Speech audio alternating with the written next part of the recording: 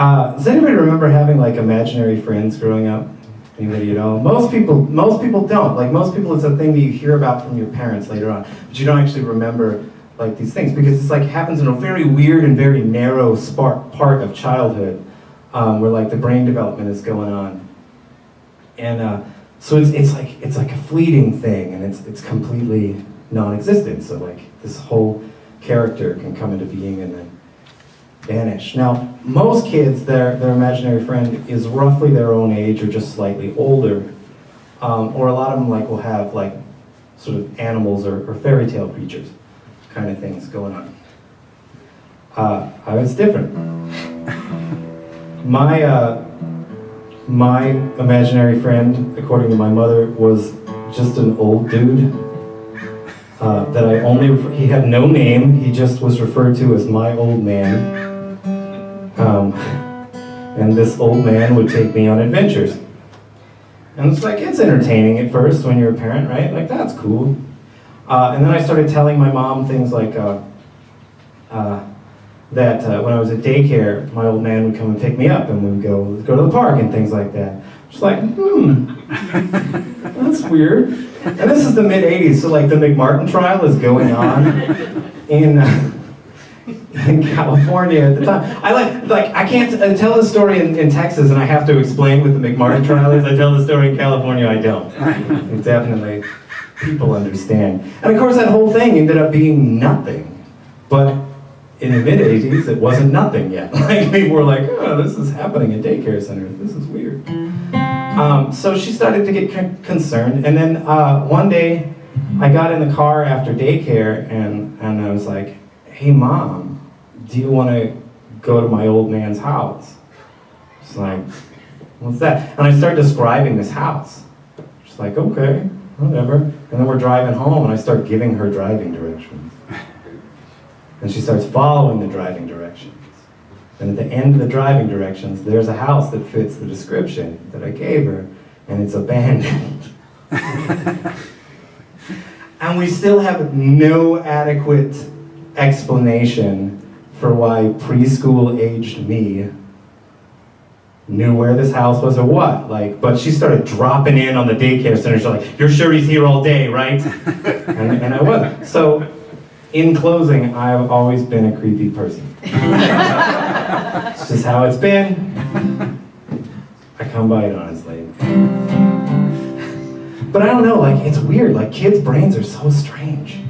Like, they're like these magical things. They just invent things whole cloth. And you know, I still kind of do that. Like, that's still kind of my living.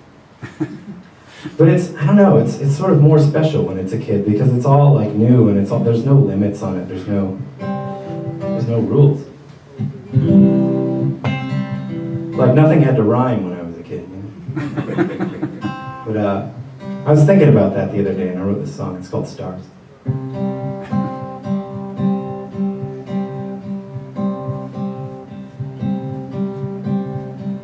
Well, that was me. Lying on a blanket, staring skyward, tracing constellations with my finger, knowing every story they were named for. Well, that was me, drifting off to dreams so I could wander among the planets and the gods, among the monsters, king of all the cosmos in the backyard. Now I look up at the dark, and all I see are stars. It just breaks my heart. All I see are stars. But that was me, the mutineer pirate on the playground, Tamer of the tigers in the treehouse. I wouldn't even recognize me now. But that was me before I started answering the questions and boarded up the windows to the kingdom. and shut it all away and call it wisdom. So when I look up at the dark, all I see are stars, and it just breaks my heart. All I see are stars.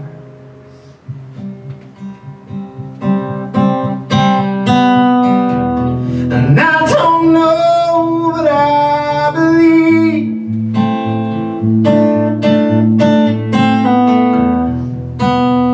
that you were just like me. Now you look up at the dark, and all you see are stars. All you see are stars. All you see are stars. All you see are stars. All you see are stars.